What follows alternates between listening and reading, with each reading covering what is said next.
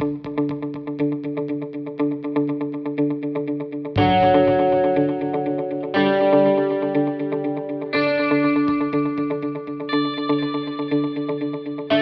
don't need to say anything. I think the stories all over the media. We are hearing that and we are following that. The prices of energy in electricity and fuel in Europe is way higher than what we pay. So if in Canada or US we feel the pain of inflation on our grocery bill, on our electricity bill, on everything, this pain is at least 10 to 20 times more in Europe. And for Europe, in order to be able to reduce their dependency on Russia, because it's not just the sanctions, but there are Russian retaliatory actions against Europe. For instance, Russia voluntarily stopped exporting gas to Europe in its pipeline, and that's shut the prices up. So there is a huge need for additional supply sources. And I said, like, if you look where that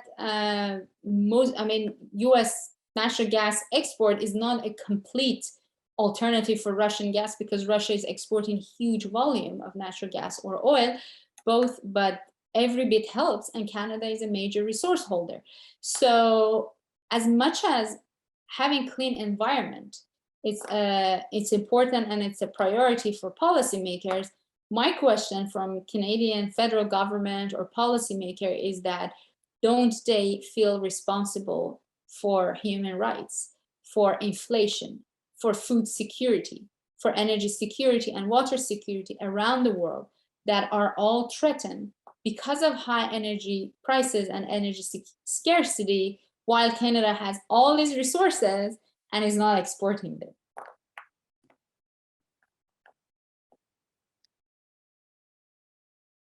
Something that I like to mention here, when we are talking about Canada, both in the US, something that we forget is that we think that we are obviously, we have like full access in energy in US, but we forget about indigenous communities. And still inside Canada and US, we have indigenous communities that are living in reservoirs, that they're sitting on over natural resources, but they don't have access to safe water, access to infrastructure within Canada. So that's something that people forget, that we have communities living in Canada or also in the United States that in terms of energy poverty, they are suffering from similar poverty of people in sub-Saharan Africa. And again, it's all food security, is when you don't have power, when you don't have water, it's job security. Well, these are all very complicated political and policy issues that I don't tend to enter into those discussions on why there are communities like this, but as just to reminding ourselves that still, like, there might be like the other side of the highway in Calgary, that there is a reservoir that they're producing gas, but they might not have enough access to energy or safe water as we have.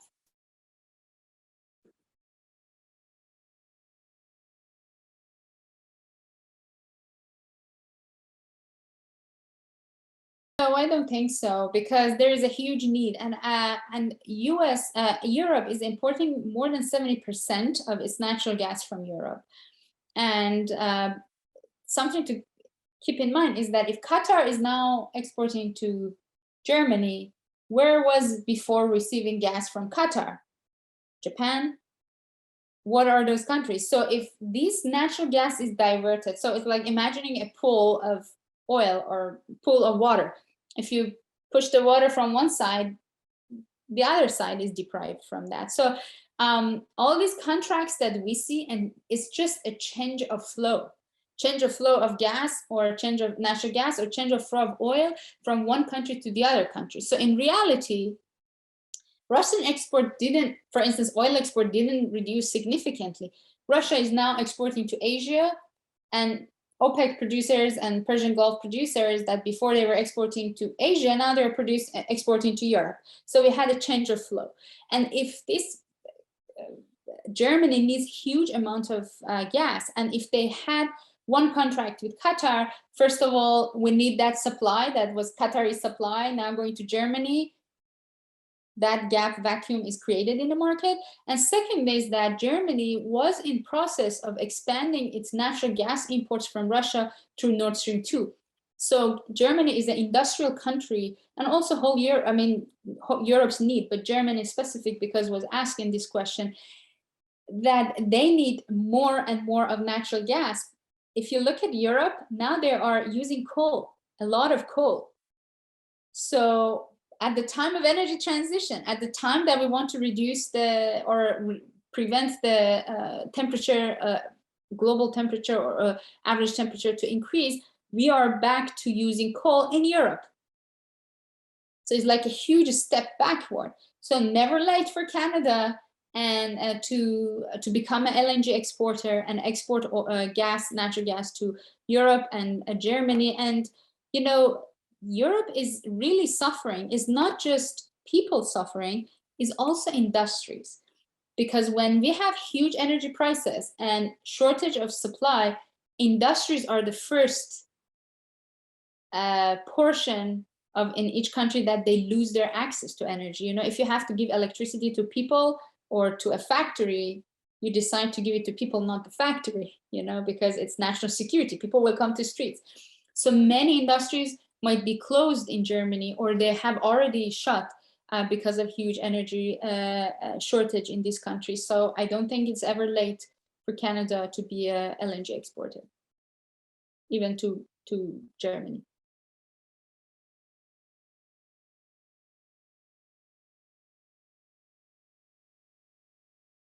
Very good question. So one element of energy transition is that in energy security, under energy transition, our dependency from a diverse resource of multiple suppliers is now narrowed to very limited suppliers.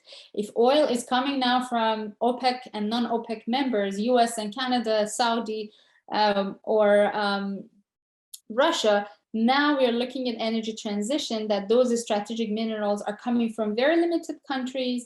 And even those limited countries, if you look at the mines, are either commissioned to China or minerals are processed in China. And in terms of uranium, nuclear energy, as I said, many mines around the world are either commissioned to Russia, and also Russia has a huge influence in terms of cycle of fuel. United States and Canada, both of them, have a lot of strategic minerals, but in this game are slow. Being slow for two reasons: for extracting their own domestic resources, they have a lot of regulations, mining regulations. So if in China the government decides that this mine should be extracted, they could immediately start extracting it. But in the United States or Canada, good luck. Takes forever, especially if those resources are on an indigenous reservation. It's going to take forever to get permission and enough permissions that you need to have to start mining. That's why, even though that on the map of the resources, you see that Canada and the United States both have huge resources of strategic minerals, the question is that how fast we could have those minerals being mined and extracted from the earth in compared to China or Russia, for instance. The second issue is that China predominantly has already secured most of these strategic minerals mined in Latin America and Africa. They have long-term, forever agreement to extract resources from these countries. And there are some countries like, let's say, Chile, that they are independently producing their own reserves, but those reserves are processed in China or processed by India. So if we look at the game starts right now, we are already, both Canada and US, way behind China in terms of producing strategic minerals, processing strategic minerals, and having concession agreements or any sorts of agreement for mines outside of the country. And so we are already behind. And if the game kickstarts, our speed is lower, much slower than them. because of the regulations we have. It's not so easy for us just to use anyone, children or anyone to, you know, we have so many mind-blowing amounts of restrictions on mining in the United States and Canada. They're already tackling with oil and gas production, not to mention starting new mines. So our speed is very low. In terms of nuclear power generation and hydrogen, because we talk a lot about hydrogen, and so far the most affordable hydrogen comes from blue hydrogen and pink hydrogen. The blue hydrogen is fossil fuel. You use the basically like produce your electricity that you need from fossil fuel and then produce hydrogen, or from nuclear. Having green hydrogen is very costly. So nuclear is going to play a huge role in long term for energy transition. And it's going, and after Russia war, because Europe doesn't want to use coal forever, and even if Canada and US and Qatar all together export gas and oil, still the world needs Russian oil and gas for amount of production. It's just a change of flow. As I said, maybe Europe doesn't want to bring any more gas from Russia and is going to import from Canada, from US, from, if Canada has that export capacity, from Qatar. But then we have Japan or Asia needing that gas that was exported before to them from new sources. That would be Russia. But in the long term, many of these European countries, and everybody, whoever can afford it, when they think about building a secure and resilient energy security, especially those that they don't have rich resources, energy resources, they will look at nuclear. Why? Because if you contain the technology, build a nuclear reactor and have your fuel that is inside of your country, safe and secure, is going to produce for many years.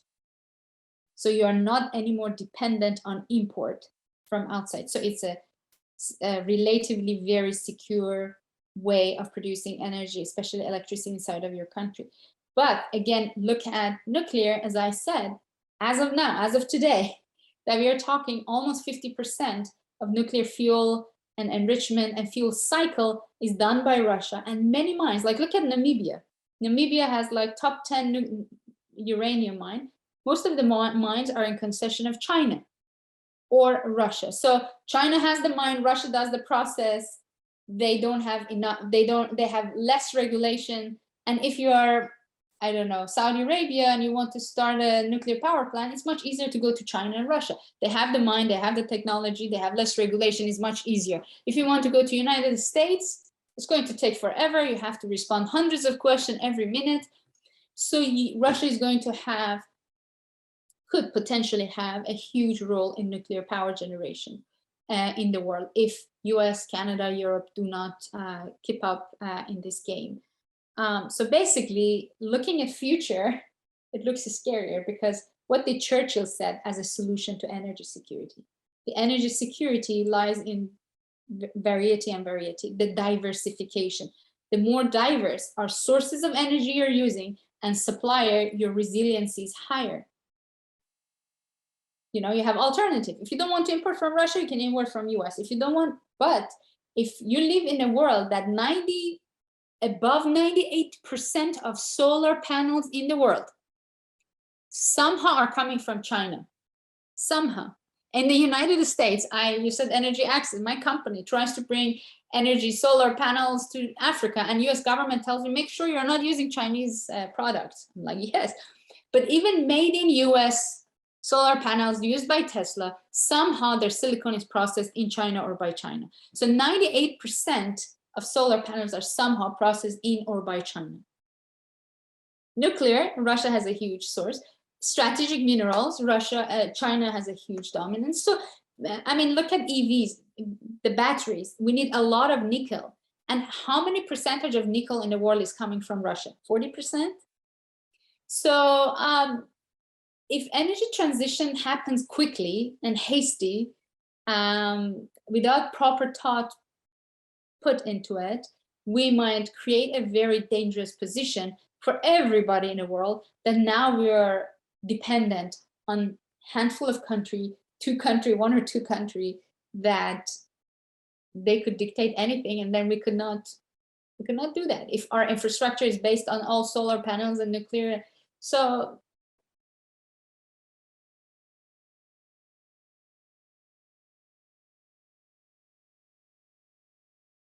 far we have been very resilient, and that's at least in US because of the shale and fracking.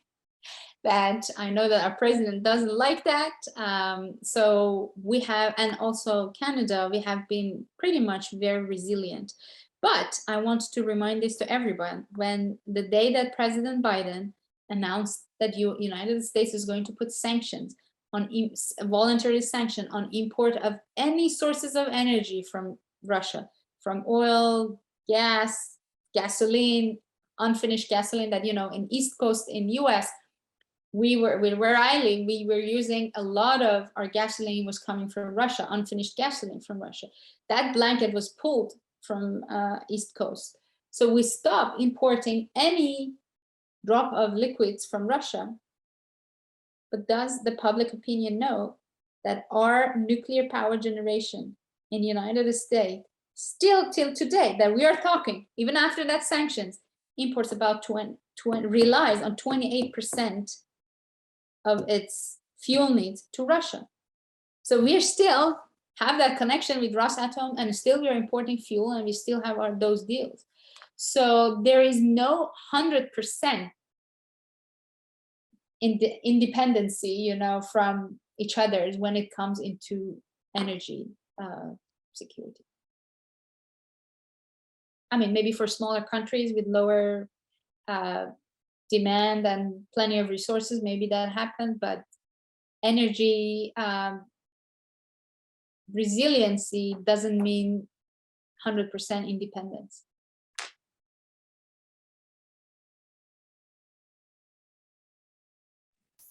Fantastic.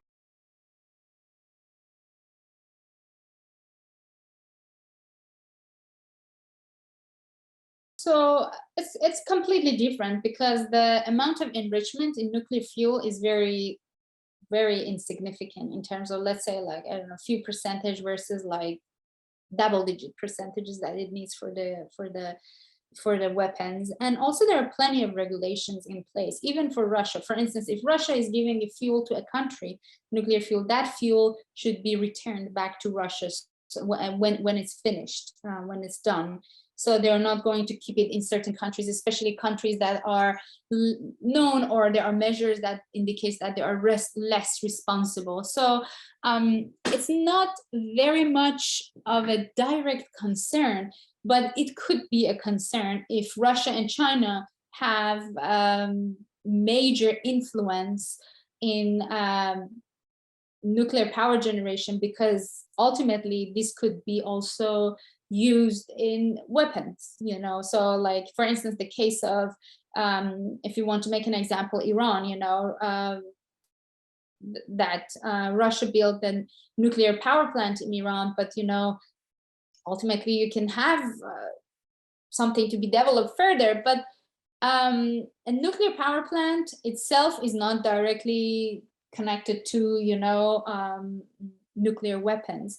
And also, when we talk about nuclear, it's just not the huge nuclear power plants that we have in mind. There is what we call them SMR, or small modular reactors, that are going to have a huge role in energy access in areas that are remote. For instance, in Alaska, or imagine a reservation in Canada that are very remote, or a community in South Africa or Sub-Saharan Africa that is very hard to connect them to grid, because it's very expensive, they are very remote. You can use one of these SMRs that, I'm not the technical person, but are said that they are pretty safe.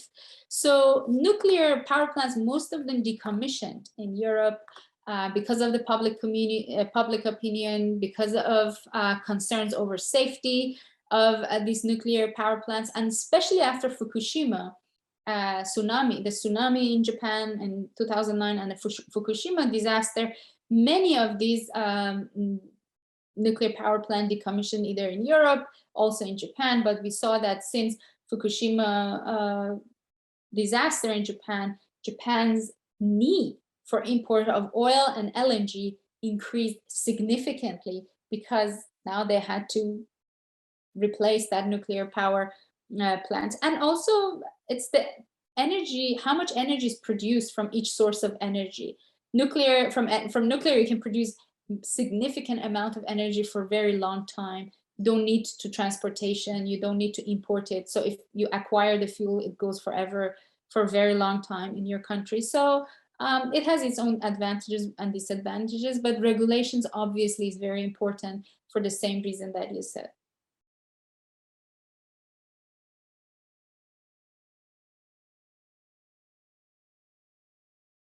I would say Canada is an important energy holder, energy resource holder. So Canada hosts a significant amount of energy.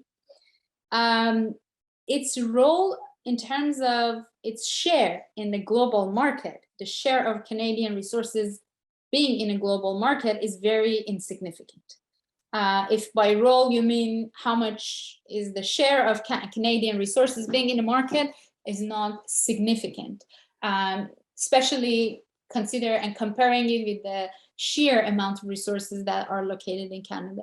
The reason for that is two reasons. One is what you mentioned, because of the public opinion. When you're talking about sand oil, you think something dark and black and scary and, like emitting carbon. But that's where I talked about the responsible production and that's what I know that the Canadian, or at least like the Pathway Alliance comes, that major Canadian producers have come together and they are working and investing on ways to both on a process and also the final production to be clean and responsible, which I think it's not advertised enough. So there is that, I would say, lack of knowledge or ignorance about Canadian energy. People in Canada might have more knowledge about Saudi Arabian oil more than their own oil. So yes, I think instead of calling it oil sound, you can call it responsible oil. It's how you call it and how you brand it, and how much you talk about it to people in the world. So I think, yes, there is this perception, but this perception is important for whom? Like in the United States, people might feel uncomfortable about it because they are not educated about it. But if you're thinking about putting the oil in tanker and selling it to, let's say, somewhere in Asia, or the gas goes to Europe, people are not this much thinking about the source of that energy, because that integrates in the whole energy basket of the world. So I never heard people in India telling me that Canadian oil is not clean. It comes to the logistics and marketing, because simply Canada doesn't go to those markets or is not working. And that is the second factor. Canadian, in Alberta, where you're located, oil and gas is big and everybody understands it. But when you go at the federal level, the biggest enemy is a federal level, federal government, not biggest enemy, but biggest opponent of this fossil fuel in terms of cleanliness. So you don't need to change the global mindset about oil sand. You need to change first the federal government's mindset about that. And if Canada doesn't have a role, I would say, especially in natural gas, LNG, these are the infrastructures. These are long-term, especially natural gas is a long-term infrastructure. It required long-term contracts, and these are usually supported by government. There might be regulations in place, limitations. If I want to wrap up my response, Canada has huge resources. It can have a significant role, does not have a significant share in the global market. And I would say two reasons. One is Canada could do better in educating neighboring countries, US and the global world, global people, about how the oil is processed or produced in this country. And second would be some of the whole federal regulations that Canada has about producing and exporting these resources. Not clean, we never can say clean purely clean. No, this is a perception. When we think, if you think that you're driving an EV and that's a clean car, and you feel that you have no guilt and you feel so good in your subconscious that you're driving an absolutely clean car that instead of carbon, you have water dropping out of your exhaust and watering, I don't know, use it for agriculture. No, because that anywhere that we're using energy, somewhere emission happened. When you're talking about mining strategic minerals, that is significant amount of emission in the world. That is significant harm to the earth for mining all these resources.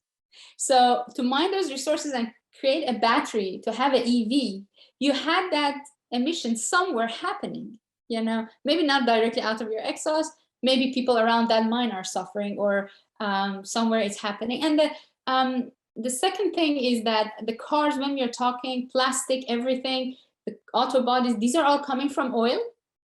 Emission happens somewhere, oil produced happens somewhere, so emission happened. And then something that we don't think about it is decommissioning this renewable energy. I don't know if you heard about it, or we can Google it after this. Wind turbine blade graveyards. Decommissioning solar panels, decommissioning the wind turbine blade are highly energy intensive. So decommissioning some of these infrastructure for producing renewable energy, or these batteries, you know, that Tesla produces, like a normal car, how do you decommission a car? You know, you just recycle it, but how do you recycle a battery of your Tesla? You know, does anyone thinking about it? Like, first of all, you have your car, maybe not, we like to change them regularly, but maybe your grandfather had a car for 20, 50 years. Just put gasoline and it works and you repair it. But like your Apple Watch and your mobile, that stops working every 2 years. Your Tesla car could stop working, or your electric car could stop. You have to upgrade the information, upgrade the programs. It doesn't work anymore. So you don't have a car that works forever. And decommissioning those huge batteries in those cars, how much energy you're using for that? Are you just creating graveyards, battery graveyards, you know, EV battery graveyards? And then thinking about how much energy that facility is producing during its lifetime, and how much energy is used to produce that facility and decommission it. For instance, an oil well, you drill an oil well in conventional resources and it produces oil for 100 years. In unconventional, you have to drill 3 years. So how much energy you have to use to produce a barrel of oil, and how much energy that barrel of oil produces for you.